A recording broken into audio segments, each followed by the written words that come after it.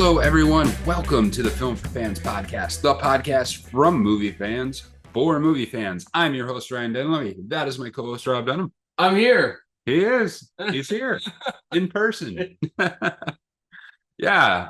Good to have you back after a week off. And actually recording it like a somewhat normal time. I know, right? Yeah. Schedules, man, they're crazy. Who knew being an adult would be so adulty? I know. It's rough out there. Yeah. But this is not a how-to adult podcast because thank goodness, because it would be a disaster. We're not particularly great on that front. However, it is a movie podcast, and we're here to talk about movies, and it's going to be great. We'll give you a rundown on the box office. Two of the biggest movies probably that will exist this year are currently in the box office. We got some new movies coming out. We're going to give you what to watch on Max and Hulu this month. So we'll give you some things to watch over your weekend and the weeks to come. And of course, we will conclude with our watch list. Movies we've watched over the past, we'll say 2 weeks because Rob hasn't been here. So, all right, let us get started with the box office. So we have a new number one. It is Despicable Me 4. So the 3-week run of Inside Out 2 as the number one movie is over. Despicable Me picked up $75 million. Now this is the weekend of July 5th through 7th. This movie actually has made $122 million up until the end of last weekend because it came out midweek thanks to July 4th. So it made just 75 million over the weekend, but 122 million in like that half a week that it went up. So it's sometimes the box office mojo gives you like the extended numbers. It didn't for July 4th because it was too midweek. Yeah. But very good showing for Despicable Me 4. It did not, however, pass the numbers put up by Inside Out 2 in its opening weekend, because we had that discussion about whether it would or wouldn't. It didn't, but it still did extremely well. The second highest grossing film of the year so far. Inside Out 2, not too bad. Did 30 million in its 4th week in the box office. The number for this is just staggering. 534 million domestically in the month it's been out. Wow. $534 million. That's a monster. Yeah. That is a monster movie. That's unbelievable. And this week it's down, and Despicable Me 4 is in 4,400 theaters. Inside Out 2 is in 3,700 theaters. So, I mean, yeah, incredible. Yeah. Incredible run for Inside Out 2. Number 3 was A Quiet Place Day 1, did $20 million in its week 2. This was down 60%. So that's a little bit higher than average drop-off rate. So one would have to say it's slightly on the edge of a little bit too heavy a drop-off for Inside Out 2 for week 2.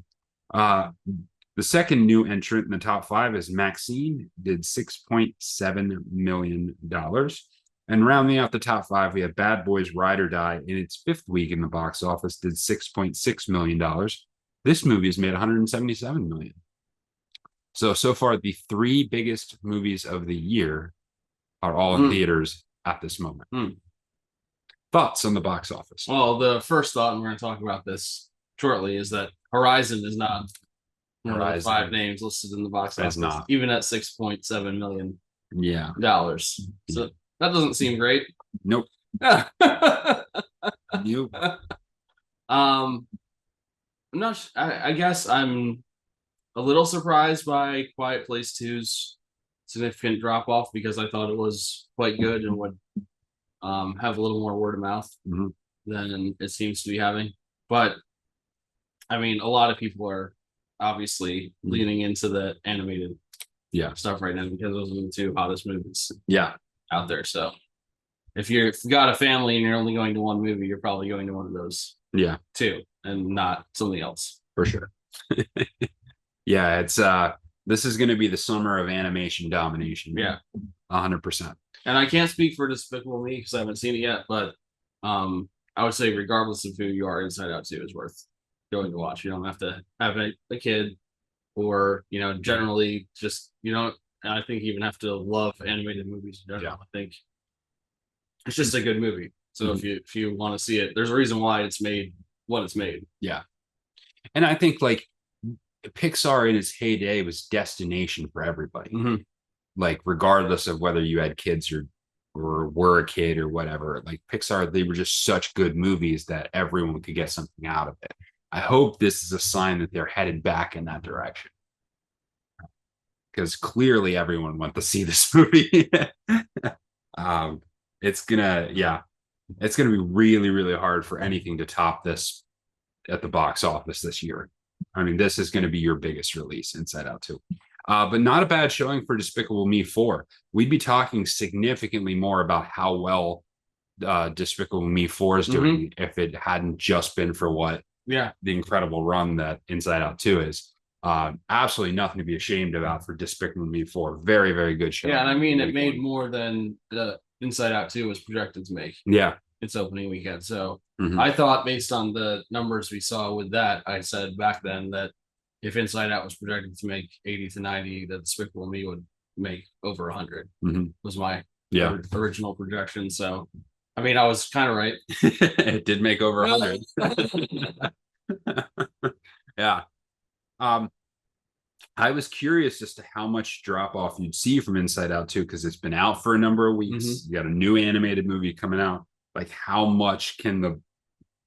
sustainable are two kids related animated movies that are presumably drawn from the same audience? Like how are they going to do that? But I think what you've seen is just Inside Out has continued to draw because it's attracting a wider audience than you'd expect. So I would guess at this point, most of the kids have seen Inside Out 2, and now it's just they're switching over to Despicable Me 4, but people are still going to see Inside Out 2. Yeah. So A Quiet Place Day 1 is coming in 2 weeks, just under 100 million. So I think solid numbers overall for the movie. I don't think it's the gangbusters maybe they would hope for. It's not going to be the surprise summer hit or anything like that, but it's certainly acquitted itself reasonably. I mean, considering that this whole franchise is basically like John Krasinski knew a story someone had written and thought it would make a good movie. Yeah. I mean, this is the third movie in the series, but we're talking about a very grassroots type series. Like this is not an established property or an established story that anybody knew. Yeah. So for the third one in that kind of setting to be approaching $100 million, I think is like a really significant achievement. Yeah. Just for the series in general and for the writing. Yeah. Overall, the box office this week was up 3.3%. So it's held steady the past couple of weeks because we've had some movies that people have attracted people to the box office. So the box office has done well over the last month, for sure. And what's interesting about all this, we had a discussion earlier in the summer that we were like, what's even coming out? Well, apparently what? That's the thing. Apparently there was stuff coming out people wanted to see. And this is just, probably won't get to this when we cover this article. One of the things we talked about in one of the articles that we'll reference later on when we talk about a story is that they're actually expecting declines in late July, August, because they see what's coming out or not coming out and are projecting that it's not going to be huge turnout for late summer. Yeah. However, they do think it's going to pick back up in September. And for similar reasons, like we're still in some ways dealing with production delays post-COVID. You're still absolutely heavily being affected by the writers and actors strike stuff coming out. So to get these kind of movies in at this point has been really helpful for the box office, for sure. Yeah, it's probably saved the year, to be honest. Yeah, because it's otherwise it'd be pretty grim. Yeah. All right, so that's the box office from last week. We got a couple of movies coming out this week. Fly Me to the Moon comes out, starring Scarlett Johansson and Channing Tatum. It's PG-13, 2 hours and 12-minute runtime. Marketing maven Kelly Jones wreaks havoc on launch director Cole Davis's already difficult task. When the White House deems the mission too important to fail, the countdown truly begins. Basically, she's being tasked with faking the moon landing in case something goes wrong with the actual moon landing. So that's kind of the story there. It's kind of a bit of a comedy drama type film. Intriguing. And completely unrelated, but my friend Keith's cousin is actually in this movie. Oh, really? Like a bit part role. He's kind of one of those Hollywood actors who's above being a stand-in, but like below being like you get a speaking part role. So he's been in several movies as like the guy driving the car for the main actor, or any number of other things where you get a little more screen time than just like a regular background character would. So nice. Yeah, so he's in this. He actually shared some pictures from the set of different outfits he was able to wear, and he actually got to stand in for Channing Tatum a couple of days doing stuff. So yeah. Cool. Another new movie coming out, Dandelion. It's rated R, 1 hour, 53-minute runtime, and it follows a singer-songwriter in a downward spiral as she takes a last effort gig at a motorcycle rally in South Dakota, where she meets Casey, a guitarist who walked away from his dream long ago. Starring Thomas Doherty and Kiki Lane. So that's Dandelion. And the last thing is this weekend, Lion King 30th anniversary comes out in theaters. So if you haven't seen The Lion King in a long time, or if this is one of your favorite movies, you have the opportunity to see it in theaters for the first time in a very long time. We talked about this one not that long ago when we talked about Hans Zimmer having done the soundtrack for this movie. Yeah, and after rediscovering that or discovering it for the first time, I'm not sure if I ever knew, because I probably knew it was Hans Zimmer, but I don't think I knew who he was. Yeah. So now knowing that, I kind of really want to see this in the theater just to hear the soundtrack on the theater speakers and set to the. I mean, in my opinion, The Lion King is one of the best animated movies as far as pure animation style and direction that Disney produced. It certainly was like in the golden era of Disney, and it's definitely on the Mount Rushmore, I would say, of Disney movies. Yeah, it's very interesting because you have the original golden era back in like the 50s, 40s, and 50s, when the movies made then were so far ahead of their time. Like that, there's so much about them that makes it look like they just came out, and that speaks like incredible volumes to the artwork, the layering they did with the animation. Like if you look at some of the behind the scenes stuff, how they create these things is crazy. And then they kind of had like a little bit of a lull, and then that like late 80s to late 90s era, like with The Little Mermaid and The Lion King and Pocahontas and all these other movies, it just there was so much high quality music, direction, style, color. Just and they're never gonna. I don't think they're ever gonna get back to that. There was something special about that, like 7 or 8 years in the 90s. Yeah, for sure. And Disney certainly has its ups and downs. Yeah, a lot more downs lately than ups. But The Lion King is back out there, so check out one of the classic films from the golden age. Plenty of kid stuff if you want to go take your kids to the theater this weekend. There's plenty of kid stuff in store. Anything else? Nope. Okay. So a couple of other news items. We'll start with the first one because it's more box office related. Horizon 2 has been pulled from its original release date. If you're familiar with it, a couple weeks ago, Horizon Part 1 came out. It's the epic Western series created by Kevin Costner. And they shot both of the first two together. And the first one came out a few weeks ago, and the second one was scheduled to come out August 16th. It ain't coming out August 16th anymore. Or maybe ever.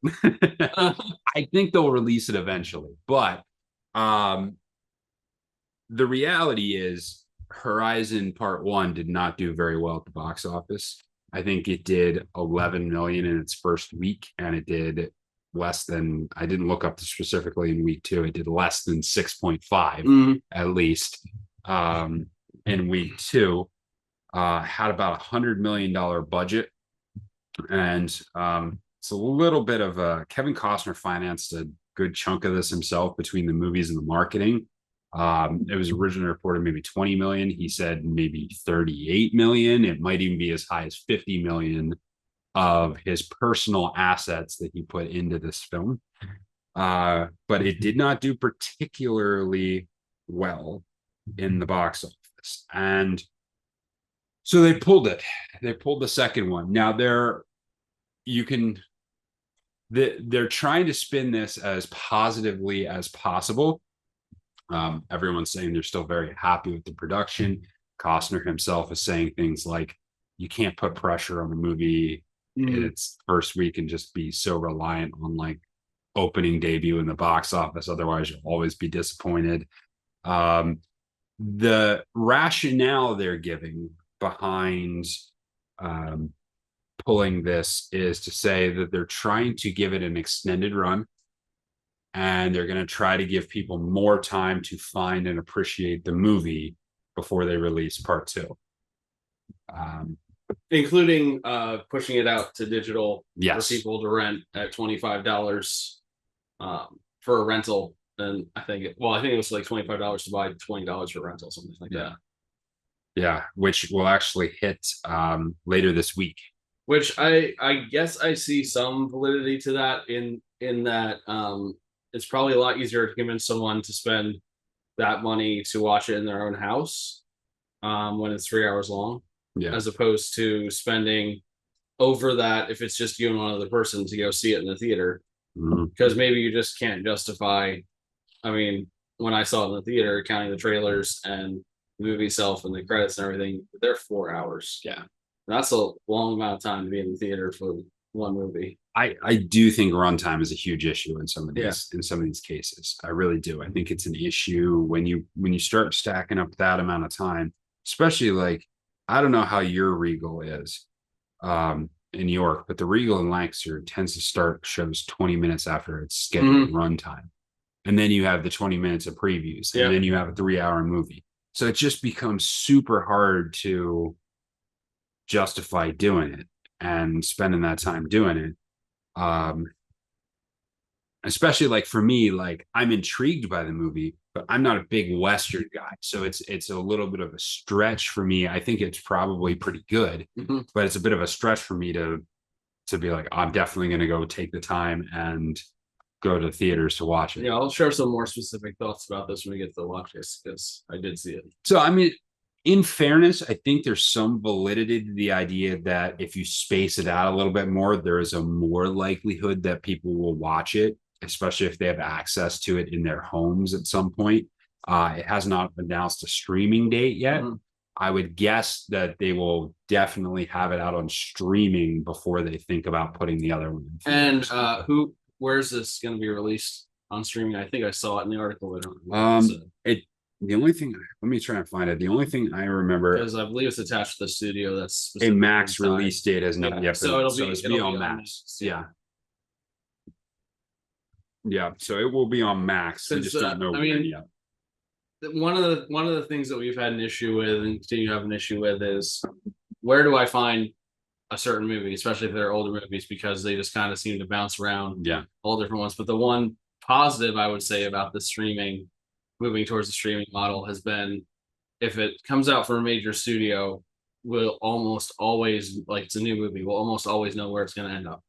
Because they're tied to specific streaming services. That has been something that has developed over the last couple of years, where streaming services or studios have their preferred outlet, their contracted outlet as to where their movies. So like Warner Brothers Discovery is going to Max. Like it's a Disney movie, it's going to be on Disney Plus, it's going to be on Hulu. Like, these Paramount Plus, that sort of thing. And so I think there is a chance that the second movie would get a boost after people have the opportunity to see it on a streaming service. But there's no doubt about it. It's spin. There was 100% that they were intending on releasing these back-to-back in theaters because they figured people will come out and be intrigued with it. This is supposed to be a 4-movie set. They apparently have even already started filming part 3. Took a break to promote the first one, but plan, like I think it said, August return to that. And I think one thing Kevin Costner said too is that he is a little worried that with how this has been received to start with, that the rest of it might end up being like straight to streaming as a show, potentially, even though I guess he like sounded to me like he was saying that it wouldn't be the worst thing in the world, like he'd be okay with it, but it's not his ideal. Yeah. And I could understand that, given like this has been his passion project for over 30 years. Yeah. It's a movie he wanted to make and finally got able to do it. It's just not turning out exactly how he had hoped. Yeah. But I'll give more specific thoughts, like I said, in the watch list, but I will give this very basic thought now that I think he has every reason to be proud of what he did. And I understand why he is like couching the reaction in this way, because I'm sure he is deeply proud of it. And I felt the movie deserves that level of taking a stake in it and being, happy with what he did, because it's objectively just very well done. Yeah. So it's unfortunate. I don't want to beat up on movie fans too much, but like it did seem like a movie that's more for, not necessarily like casual moviegoers going to go and watch this, but you can't hold movie fans to too high of a standard when, like you said, you're talking about a 3-hour long movie in a genre that's not like a major genre. It is. I mean, it is a catch-22 in some ways, because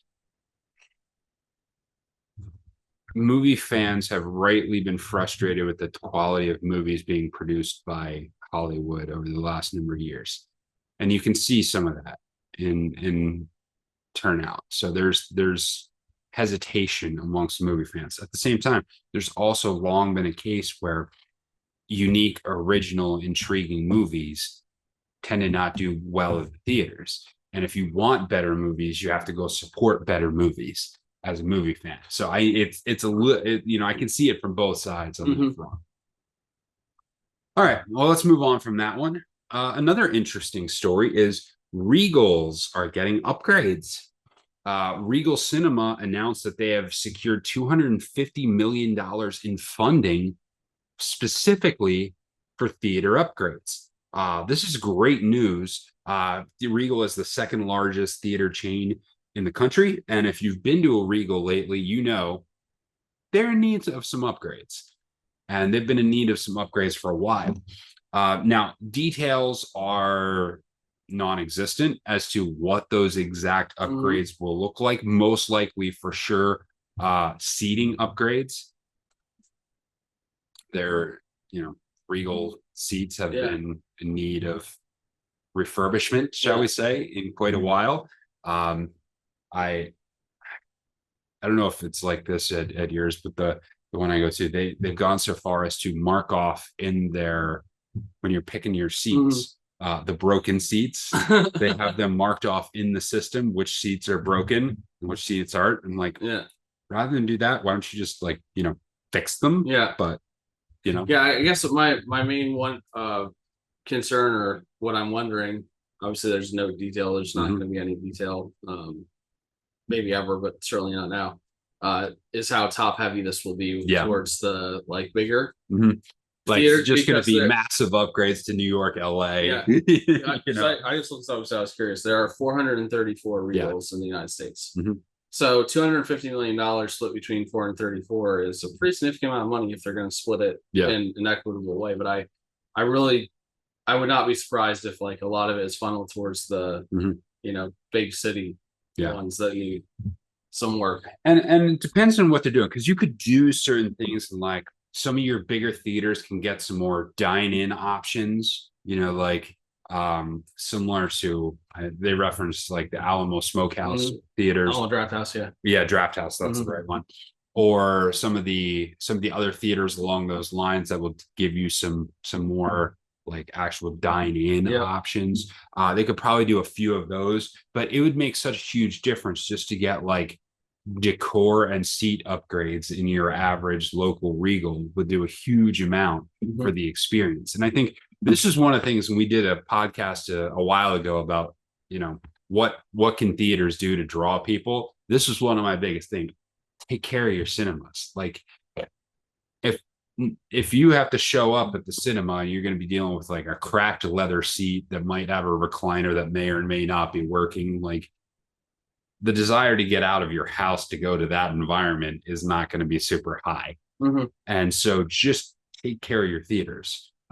Give them paint upgrades, give them decor upgrades, give them seat upgrades. If you just do at least that in all of your theaters, I think this will be a huge benefit. But play around with different options of different things you can offer in your theaters. But I like where they're at, and I like the fact that this is the direction they're heading. I think that bodes well. Their parent company has recently come out of Chapter 11 bankruptcy. Cinemark came out of Chapter 11 bankruptcy. So this seems to be one of their plans going forward under the new leadership. So I think it bodes positively for me. Yeah, I'm very interested in seeing what they do. Yeah. How they choose to invest that money. Okay. So hopefully, if you have a Regal near you, you'll see some upgrades And at some point in the future. There are 15 Regals in Pennsylvania, so there's probably one somewhere around you. Yeah. I looking at these statistics just for curiosity's sake. The state with the most Regals is California. There are 73. Oh wow, in California. Okay. I'm a little surprised there's only 15 in Pennsylvania. That seems low to me, but it's also probably because I almost exclusively go there. Well, and so some of the bigger chains are not as prevalent here. So yeah, it's interesting. Okay. The last thing we can get to it fairly briefly. Two pretty big trailers dropped this week. Gladiator 2 dropped its first trailer, and Captain America Brave New World dropped its first trailer. Gladiator 2 is coming out in November, and Captain America Brave New World in February. You might have to talk about these because I think these are two that I'm going to try to not watch trailers. Okay, all right. So you have any general thoughts on them? So in terms of Gladiator 2, seems like there is a very similar visual vibe to the movie and to the intrigue. I think it looks great. It looks great. Obviously you're trying to draw anything you can out of little clips and little things of this person said and this person said. My only concern, and it's not a major concern at this point because you're just drawing at whatever random things they've got, is it seems as though there might be some of the characters are motivated by Maximus from the first movie. If that's the case, I hope they properly understand the motivations of Maximus from Gladiator and don't misinterpret the motivations and then base the second movie off of misinterpretations of the motivations from the character in the first movie. Right. So that would be my only concern. Now, like I said, it's not a big concern because anytime you're dealing with trailers, one, those scenes might not even be in the final cut of the movie. And two, you have no idea the context in which you're seeing stuff. I mean, that's also an interesting method of storytelling because I mentioned this when I saw the new Planet of the Apes movie, that one of the main storylines centered around the fact that there were two different factions of apes, and one faction was following what Caesar had said the way he intended it to, and the other faction was following a twisted version of it. So they were following the words that you said, but they had made their own meaning out of it. So I think there's an interesting path to a story. Absolutely. If you do that. Yeah. If it's obvious when you're watching it, they're doing that on purpose. So with the Planet of the Apes movie, it was obvious, like they were like, these guys are wrong, like it was clear. But if it's not obvious and it's just like, did they even really understand what he was saying, then they can be problematic. Yeah. This is more TV than news movies, but oftentimes when you see a show that has just an absolute killer first season, when the second season comes around, you end up getting to see what the reasons the showrunner thinks the first season was popular, as opposed, which is not always the same thing as why the audience liked it. I think one of the ones that pops into my mind right away is True Detective. True Detective, massive, incredibly popular first season. Second season, everyone was like, this is the worst thing I've ever seen. It's just because like what the director thought made the first season work was not what actually did and wasn't able to replicate. Movies are a little different, but I think there could be some elements of that. But I think there's, in what I've seen in the trailer, I'm very excited about it. I mean, they're like huge, unbelievably huge shoes for the people in this movie to fill. For sure. Like it's going to be very hard for them to succeed the level that a lot of people are hoping they will. Yeah. I mean, and Gladiator is such a beautiful cinematic movie. It wasn't just like a sword slasher action movie. It was a beautifully shot cinematic movie. We'll see. We got a couple months to wait on that one. And I will just say, like, briefly, with these two movies, the reason why. So we've talked about this before about how sometimes I try and make a heavy investment in not watching or reading things about movies before they come out. It's kind of my rationale for both of these is kind of similar in that with Gladiator, I didn't see the first Gladiator in the theater. I never even saw it until recently, and so I'd love to go into the second one with that kind of feeling of like, I don't know what I'm going to see. Yeah. Just because I feel a little cheated not having had that with the first one. Yeah. And the first one was so good that I really want to try and do it with this one. And then with Captain America, this is an entire huge shift in the Captain America character. So for that reason, I'd kind of like to go into it not knowing a whole lot. Yeah. About it and being surprised because like that there are it doesn't even have to be like major things. Like some of the things can be just so small. The times I've tried to do this and succeeded, I would say my biggest success was Rogue One. Yeah. And Rogue One of the things that made me the happiest watching in the theater was I had no idea the AT-AT walkers were in it, and they're like one of my favorite things from The Empire Strikes Back. And when I saw them, not knowing they were going to be in the movie, like it made I flipped out. Like this made me so happy. And I think there's like so many minor details like that do get spoiled or lose their impact if you know it's going to happen. You know, the biggest thing I know is comedies. When comedies throw out some of the best jokes in the film in the trailers, and then you get in there and you're like,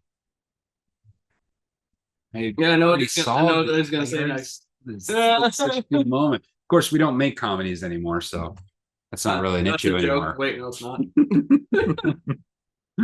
All right, for the Captain America, here's my original thought. I have two thoughts when I saw this. As one, I am missing something. The first thing it says, I'm missing something, and it's probably because they're relying on you having seen some TV show, some Marvel TV show on Disney Plus. I guarantee this movie will not make sense to you unless you've seen Captain America and the Winter not Captain America and the Winter Soldier. Is it Falcon and the Winter Soldier? Yeah, Falcon, something in the Falcon. That one show on Disney is like the whole background to what is going to happen in this movie. And it's like already I think like this is an issue for Marvel. This is an issue. If you absolutely have to Falcon and Winter Soldier is what if you absolutely have to have seen the TV show for the movies to make sense, you are gonna hurt your audience. And this was we've talked about this a number of times of how much can you do this, how saturated can you make this.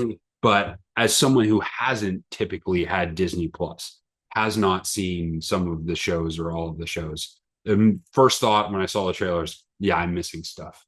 So here's something that's very key from where we were with Captain America. So the last thing we've seen of Captain America is that Chris Evans, Captain America, said he's not going to come back to do it, and he hands the shield off to Sam. Okay. In the show, so this is huge lore. Like if you have not seen the show, you're gonna not know I'm telling you, you're not gonna know what's going on. And I'm really wondering if they're going to have like a recap of the beginning of the movie. They have to, because I just want to tell you this if you haven't seen this, because this is so like you'll be like, how am I expected to appreciate the movie if I don't know this? Sam turns down the shield originally, and they replace Captain America with a different guy. who is played by Kurt Russell's son, who is an incredible actor, but he ends up turning to Hydra. And so he becomes like a villain. And then Sam has to like come out of being a recluse, basically not wanting to do it with Winter Soldier Sebastian Stan's help. He has to be convinced to come back and take over, and like defeats this Kurt Russell's son's character to become Captain America. Now, if you don't know any of that before this movie happens, like there is so much depth in that that will help you appreciate and understand what's going on. I don't think you can understand what's going on in the movie if you don't know any of that stuff.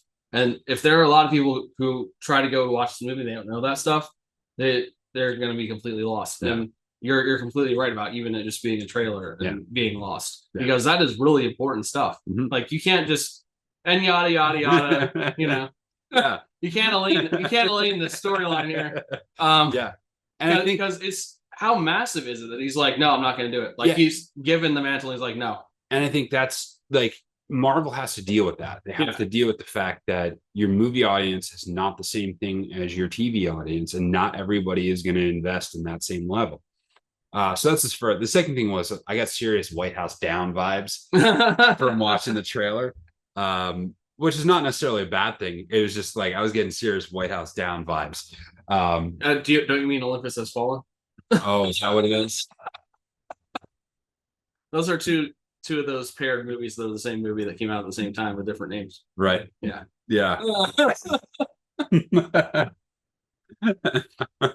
Which I don't even know which one I'm referring to at this moment when I'm thinking about it. I know there's one with Gerard Butler and one without Gerard Butler, but do I know which one is which? I don't. I know. I did watch them. Like at one point when the newest one had come out a few years ago, I went through and watched all of them, and I was like, okay, these are fine. But anyway, so that's your news items for the day. Make sure you check out those trailers, and we'll hit a quick discussion item. Every once in a while, we like to give you, here's our thoughts about what you should watch on streaming services. Streaming services are large and bloated and full of lots and lots of movies. So we thought we'd give you something to watch. So we're going to do 5 movies a piece. Rob is going to do what to watch on Max, and I will do Hulu. Yeah, I want to maximize your enjoyment level when you're watching movies on Max. So I have kind of a little theme here with 4 of them. So I will start with one that is not one of those 4. A movie called The Iron Claw, which came out very recently. It was last year, starring Zac Efron, about a wrestling family, the Von Erich family. I've not actually had a chance to watch this yet, so I put it on my list because I want to watch it, because I've heard it's really good. Side note, why does Zac Efron look like he's aged like 30 years in the last 10 years? He also looks like he's like a bodybuilder in this movie, which is a little uncomfortable. He was always like the baby-faced actor, and now he looks like he's like 50. Yeah. Maybe he's like got severe reverse Benjamin Button, something going on. I don't know. But you're right, he is jacked. Yeah. And moving on, transitioning on from that to, I was looking at some movies that are related to things either happening soon or happening now in the entertainment space. So the first one would be Twister. Obviously, you know, Twisters is coming out soon. Yes. So Twister, for those that are not aware, came out in 1996. So it's been almost 30 years since the original Twister came out. Helen Hunt, Bill Paxton, Carrie Elwes, Philip Seymour Hoffman. I mean, really good movie. Yeah, it's a really good movie. Great cast, great movie. I have severe doubts that the new one will live up to the standard or what people think of the first movie, but I do think it will have a lot of nostalgia factor to it. And I think I don't think it's going to be necessary for you to see this before you see Twisters, based on what I've seen. But it might add a little more like emotional impact for you. Yeah, it's always fun to go in knowing where the movies have come from and what the legacy of it is. The intriguing part about the new one is with the upgrade in technology that we've had in the last 30 years, the visuals are probably going to be stunning for the new movie. Another one is Signs. M. Night's movie. Signs came out in 2002. Has Joaquin Phoenix and Mel Gibson as the 2 main characters. A preacher who is kind of not, I wouldn't say on the run, but like over it, and just kind of trying to be a recluse and live on his own with his family. Suddenly has something walking through his cornfields that he can't explain. And I really like this movie. I like most of M. Night's movies. We said this before, but I think they would all benefit from being viewed on their own. Yeah. As opposed to taking them judging their value based on what else he made, you know. Yeah. And the reason why I have this one listed is his new movie Trap is coming out shortly, and that looks like to me what I've seen in the trailer itself looks like it's going to be a high quality movie from his collection. X-Men Origins Wolverine, which is the origin story of Wolverine. Mm-hmm. Wolverine had been in a few X-Men movies before this, but this was kind of like a callback to like, hey, how did he get his claws? Like all this different stuff. The very interesting thing about this movie is that it has the first appearance of Deadpool, played by Ryan Reynolds, but it's not the Deadpool, we know. Yes. In fact, the Deadpool in this movie has his mouth sewn shut, which is about the exact opposite of what Deadpool is. If you think of it. Very true. He's this guy dressed in like all brown and gray and black, and his mouth is sewn shut. Like compare that to what Deadpool, the real character, is. Yeah. And one of the really interesting things about the whole Deadpool franchise is that one of the main reasons Ryan Reynolds wanted to do it was because he knew what the Deadpool character was in the comic books, and he knew how much it was not what he was in X-Men Origins Wolverine, and he wanted people to see what the character actually was. And people have really, responded to that. They really like the character. So, if you want to see how not to do Deadpool, watch X-Men Origins Wolverine, and they actually make fun of that in the Deadpool movies too, which is good. And then my last one, it is Shark Week. So Meg and Meg 2 are both on Max. If you want to watch absolutely awful movies about giant sharks killing everyone. And who among us doesn't like to watch an awful movie about giant sharks killing everyone? And Jason Statham. Yes, Jason Statham is fantastic in this movie. I think he's a scientist. I don't know. Does it matter? Not really. Does not. But yeah, I just love terrible shark movies. There's so many of them. Yeah. But it's fun to just sit back and relax and turn your mind off and watch a shark eat everything every once in a while. Nice. Yeah. And that's what to watch on Max. Excellent. So I had Hulu, and we're a little bit past it, but Independence Day is on Hulu. So Independence Day is just a fun movie. It is. Yeah. It's just a really fun movie. Alien invasions, Will Smith being Will Smith in the best way possible. Will Smith punching aliens in the face. Yeah. Will Smith punching aliens, having a good time. Brent Spiner acting super creepy. Yeah. The greatest presidential speech in human history. So good that they had to include it in the trailer of the new one when it came out. Yes. So Independence Day is on Hulu. Similar to what you did, I had put Prometheus on the list. Prometheus is on Hulu. Prometheus is an origin story in the alien genre. There will be a new alien movie coming out soon. And so if you are intrigued with that series, might want to check out Prometheus. And you and I both agree that Prometheus is a better movie than it gets credit for. Yes. And I certainly like it. Third one on my list is The Man Who Knew Too Little, which I just really like. It's one of those films, not everyone has seen it. It's Bill Murray, but not even a famous Bill Murray movie. But the premise of it is just so amazing. Like Bill Murray's just a Midwest guy, kind of a bit of a doofus. Mm-hmm. And he thinks he's going into a live theater, which is like, using real streets and real people, and you just kind of act and improv. And instead he accidentally gets himself involved in like an actual like international spy ring. And the whole time he thinks everything's fake and he's faking it, and he's just acting in the real, like he's actually caught up into an actual spy thing. But so like that whole premise just makes everything super funny. And they make so many clever, unique, interesting tied in jokes around it. It's just really, really well done. So I highly recommend it. Anatomy of a Fall is on Hulu. If you have not seen Anatomy of a Fall, it was one of the best movies of last year. Really, really interesting relationship drama / murder mystery, and really, really delves into a lot of difficult themes about relationships, about perception, about what it's like being on the inside of something versus seeing snapshots on the outside. And there's so much meat on the bone when it comes to Anatomy of the Fall. It's really intriguing. It's like It is. It's a mixture of genres. It's a relationship drama. It's a courtroom drama. It's a murder mystery. It's a lot of things, but it's really really well done, and probably ended up as number 2 on my list from last year. So if you haven't seen it, check it out. And the last one on my list, just for something different, Garden State. Garden State, early 2000s drama, starring Natalie Portman, and now I'm blanking out on the guy's name. The guy from Scrubs. Yeah. The guy from Scrubs. Zach, or is it Zach? It's yes. It's Zach something.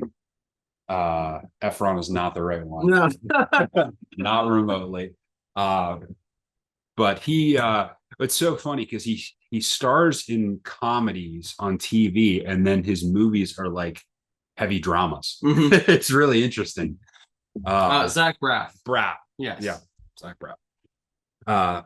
It's interesting you bring this one up because when I was visiting my brother just this last weekend, he said, you need to recommend some movies to me because I never know like what to pick when I'm watching a movie. So I always end up just going on Hulu and watching Garden State. So here I am like recommending Garden State. But yeah, it's an interesting movie. If you want something different, it's a relationship drama. There's lots of intrigue, but it's very characteristic of the dramas of the early 2000s. So it's a very good representative of an era and a genre of film. So yeah. So Independence Day, Prometheus, Man Who Knew Too Little, Anatomy of a Fall, Garden State. That's what to watch on Hulu. Nice. Now we'll close out with our watch list. Movies we watched recently. Rob. So I watched Horizon. You did. And I didn't watch much of anything else because I invested so much of my life watching Horizon. I did go see A Quiet Place Part 2 again with my brother. Okay. Liked it even more the second time. Okay. I saw it. But Horizon, I thought was a very fully realized, well told, one of the best written movies I've seen in quite a long time because over 3 hours did not feel like it was 3 hours long. And it left you invested in all the characters. And there's probably like 4 or 5 different plot lines going on in this movie that are leading forward to the next movie, which is why I'm personally very bummed that it's being pushed back because I was like on the edge of my seat, like excited to see like where's this gonna go. Yeah. One of the hardest things I think in modern writing, why did I say this movie is so well written is because there are a good 10 to 15 distinct important characters in this movie, and they all have different motivations and they're all realized, not flat characters, and that is a very hard thing to accomplish in a movie. And really, I don't know if you could really accomplish it the way they did unless you made such a big like long movie, because you've got to give space for the characters to show the different sides of their personality and show what they're going through and what motivates them. And for instance, like there's this posse of like 2 brothers and a couple other people who are all on this one quest. Yeah. But you find out like the 2 brothers' motivations and how they approach things are completely different from each other, even though their goal is like the same goal. Yeah. Their approach on it is 180 degrees apart. And you're just not going to get that kind of thing unless you give the space to hear them talk and see what they do. And I really liked it a lot. I thought there were some excellent visuals with the West in the movie. One of the cool things was there was actually some views on things from the side of the Native Americans, because the Native Americans are involved in this movie too. So you got to see them talking and interacting and seeing their dynamic and why they were feeling the way they were feeling about the white people, why the white people were feeling the way they were feeling about the Indians. And then there are some major clashes, and it's really like some pretty violent stuff, because it was pretty violent. Yeah. So I mean, whole settlements getting burned and basically everyone in the settlement getting killed. Yeah. Because they were set up on the wrong spot. Yeah. One of my favorite lines from the entire movie. So the U.S. Army has like an outpost here in the West, and they come down on their horses as they would to talk to the settlers after their village was burned. And they say to them, "So do you see across the?" He says, "Do you see those 3 crosses? There's 3 white crosses on the other side of the river." And he's like, "Who are those crosses?" And they're like, "We don't know. We think probably the people who tried to settle here first." And he says, "Well, do you think that might have been a sign to not settle here. And the guy says, yeah, we took it as a sign to be on this side of the river. But like the whole motivation, it's called Horizon because that's the name of the town that they're trying to build, Horizon. And the whole idea, which is spoken a couple times over the course of the movie, is it doesn't matter how much hardship they face. It doesn't matter how many times their village is destroyed. There's going to be more people coming. They're not going to stop coming, and they won't stop coming until they're a success and then to eradicate it. It's just it's not going to be stopped. And the main qualm or the main struggle then for the army people is how much do we actually defend these people? Yeah, because they're making the choice to do this, and we told them we can't protect them. Yeah. But even if we don't protect them and they die, more people are going to come and take their place. Yeah. And there's nothing we can do to stop it. Yeah. And that's very much, if you've read any about the Western expansion of the United States, that's absolutely what happened. Yeah. Like, people went out, they got stopped.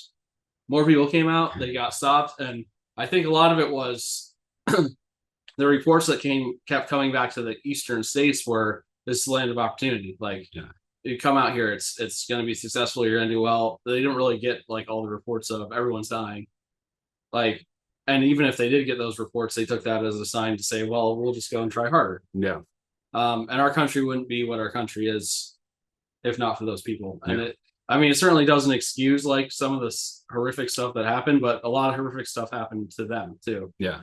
On their way out. And there's a general adventure spirit that I think is something that has been characteristic of our country. And I think that, in my opinion, Kevin Costner does a very good job of telling an even-handed story about what happened in that time period. So I think you should watch it if you have the opportunity to. I understand if you don't want to go spend 4 hours in the movie theater. I do. But for me, I thought it was worth it. I think I will see it at some point. I will say that. I will see it at some point. And that's pretty much all I watched. Yes. And I did see A Quiet Place day one, and I had an interesting experience with it. I liked it more immediately coming out of the theater than after I thought about it a little bit more. And I don't know what to make of that, because I really did like the story they told and the characters that they built and the story they told on this. But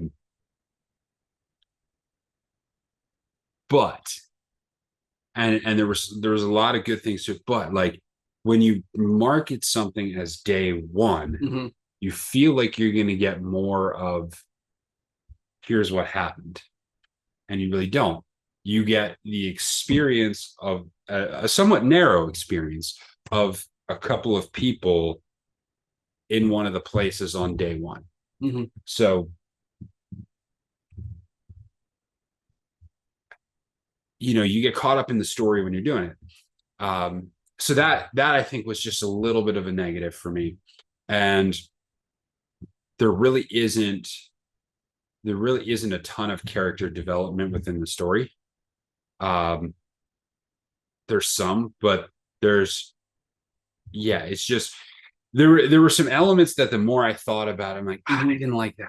I didn't like it. But it's an absolutely engaging story. And it's one of those where I feel like if you prop this up as like, say this was your Rogue One of this series, where it's here's the timeline of what happened. Here's a side story that's really good and really interesting. I think it fits really well into that spot. I don't think it fits as well into the here's day one. Yeah. And I understand the thought about character development. What I will say to that is the real development is the story itself. Like it's hard to tell deep stories about people who don't really talk very much. Yes. So I thought they did a decent job of explaining who these people were without having the opportunity. By nature, there's no opportunity for exposition in the movie, which is a definite hindrance to it. But I do think that like the original Quiet Place did a better job of expositing or explaining who the characters were, using some flashbacks, using just very intentional scenes. Like I think scenes around like the dinner table, Mhm. like you learn things about the characters, Yeah. through those things, which I don't think they necessarily did as well. Mhm. One thing I will say about A Quiet Place Day One, and I've had this argument with a couple people, I love the ending. Like there are very few endings that I love, and I loved the ending. I loved what they did because to me it finalizes what the main character did to save Yeah. the first character, because you find out that it was time Yeah. for them. And I thought they just did the music choice I thought was great. How they did the reveal of what happened to her, I thought was really good. But I've talked to some people who just hated it. But I thought it didn't was a mind great, it. Yeah, I didn't mind. I yeah. didn't mind the ending on that front. So I think it's a good movie. Like I do. I think it's a good movie. I think I think it's missing a few things, or it wasn't positioned in a way that, like, that I think it hurt some people's expectations might have been hurt based on what was not in the movie and based on how they positioned it as being day one. Mm-hmm. But it was still, I still think it was a good movie. Overall, I have a positive view of it. And lastly, the other thing I just want to mention briefly, I rewatched Atomic Blonde for a movie challenge last week, and just, I will have to do a full breakdown of this movie because the cinematography in this film is so next level. The lighting and the cinematography is next level. Like I the more I watch this, the more I get unbelievably impressed, especially with the lighting. Like they use massive fluorescent lights in this, but almost every time the main female character, played by Charlize Theron, is in this, her character is being lit half in electric blue and half in electric pink. The main male character in this one, almost every time he's in the scene is shot in neon green and orange. And it's interesting because in scenes where they're together, depending on whose turf and who has the upper hand in that moment, shifts as to which lighting is in place. So when you're on his turf and he's got the upper hand, it's shot in green and orange. When she has the upper hand on him, it's shot in neon and pink, neon blue and pink. It's really it's like there's so much of the story is being told by the lighting. It's unbelievable. Yeah. It's so good. Like it's just every time I watch it, I get blown away by how good the cinematography and lighting are in this film. The soundtrack's off the charts. There's a super long, extended, like single shot action sequence that's ridiculous. It's not a perfect film, but there's so many ridiculously good cinema elements in it. All right. Yeah. That's a show. Thanks everyone for tuning into Film for Fans. Make sure you visit filmforfans.com, like, subscribe, tell your friends, all that good stuff. And until next time, enjoy the movies.